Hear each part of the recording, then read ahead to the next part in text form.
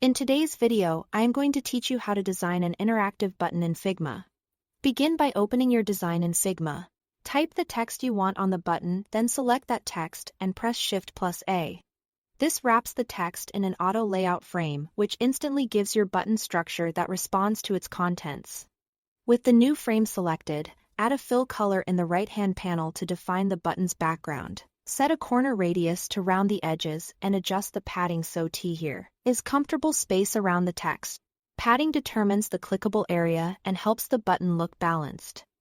So choose values that feel consistent with your design system. Next, convert this button into a component so you can reuse it and maintain consistency. With the button selected, click the Create Component icon in the top toolbar.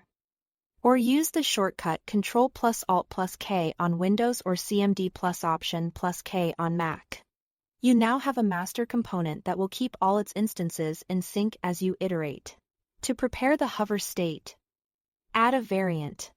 In the right panel, find the Variants section and click the plus icon to create a new variant. Select this new variant and change its fill color to represent the hover state. A slightly darker or lighter shade of your base color usually works well and makes the interaction clear without feeling jarring. Now let's wire up the interaction. Switch to the Prototype tab in the right panel. On the default button variant, drag the small blue plus icon to the hover variant to create a connection.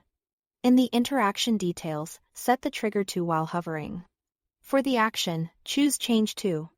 Under Animation, select Smart Animate, set the easing to ease in and out, and set the duration to about 150 milliseconds. This combination gives you a quick, polished transition that feels responsive. Time to test. Draw a frame on the canvas to act as your preview area. Open the Assets panel, then drag your button component onto the frame. Click the Play button in the top right to open the prototype preview, and hover over the button to see the color transition in action. If the motion feels too fast or too slow, revisit the interaction panel and fine-tune the duration or easing until it feels right for your design. That's it. Thanks for watching.